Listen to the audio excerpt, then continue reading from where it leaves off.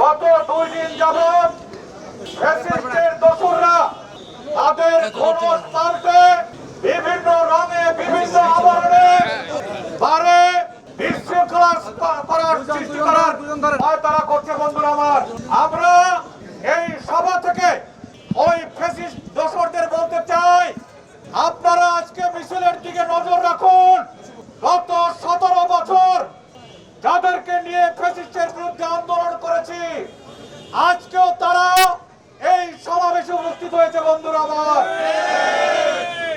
আমি শুধু এটাই বলতে চাচ্ছি, দেশের স্বার্থে, রাষ্ট্রের স্বার্থে, জনগণের স্বার্থে আমরা এক এবং অভিন্ন। বন্ধুরা আমার, রাষ্ট্রের বিরুদ্ধে কোনো ষড়যন্ত্র হলে, আইন অঙ্গনে কোনো ষড়যন্ত্র হলে আমরা তাদেরকে রুখে দেব। বন্ধুরা আমার, আপনারা সমাবেশ করে আমাদের মাননীয় প্রধানমন্ত্রী সম্পর্কে কটূক্তি করেছেন।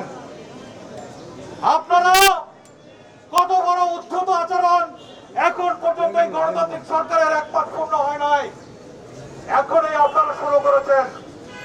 আমরা বিগত 17 বছর এই হাইকোর্ট প্রাঙ্গণে আপনাদের চোখে চোখ রেখে প্রতিবাদ করেছি। আজকে আপনাদের নেত্রী আর আত্মীয় স্বজন সহ বিদেশে পালিয়ে গেছেন আপনাদেরকে রেখে।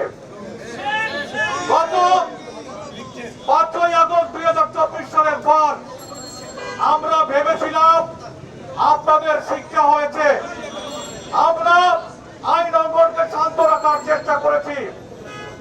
এখন তো মনে হচ্ছে কুকুরের পেটে ঘি হজম হয় না।